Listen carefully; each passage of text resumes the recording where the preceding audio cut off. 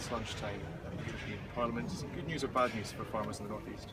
I think this is good news for farmers. I think it's good news for consumers across the North East.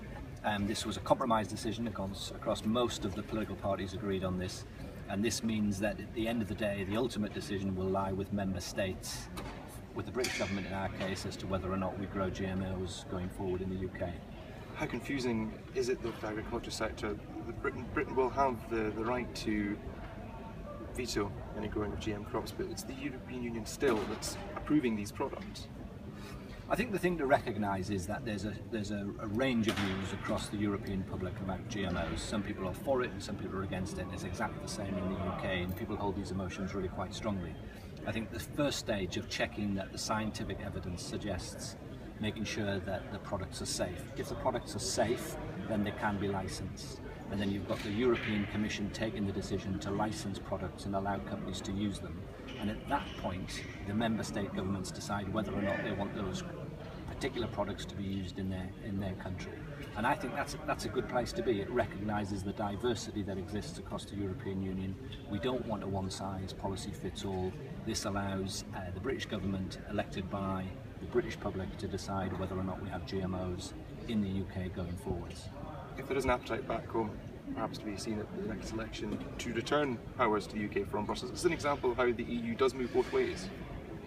It's always been the case that many decisions are still taken at a national government level. It's been in the interests of the right wing of the Conservative Party and in the interests of UKIP to give the impression to the British public that more and more decisions are taken at a European level. The reality is the British government in Westminster still takes the bulk of decisions, so there's no real change there. In terms of the use of GM, this vote is a step forward perhaps, but it certainly doesn't open the floodgates. What would you say to farmers that may be concerned about the use of GM or being around farms that are using GM? Well, we in the Labour Party have been very clear that we want to adopt the precautionary principle, as it's called, which is to err on the side of caution. It could well be that GMOs in the future are of use to farmers and therefore to the wider public. But there's many ways in which we can improve yields. I mean, ultimately, this is actually about, is improving the yield for British farmers and therefore improving the price to the customer, because if we can be more productive, then prices for customers will come down. That would be important, especially when we've got a lot of people living on very low incomes. But there's several different ways in which we can improve production, improve yields.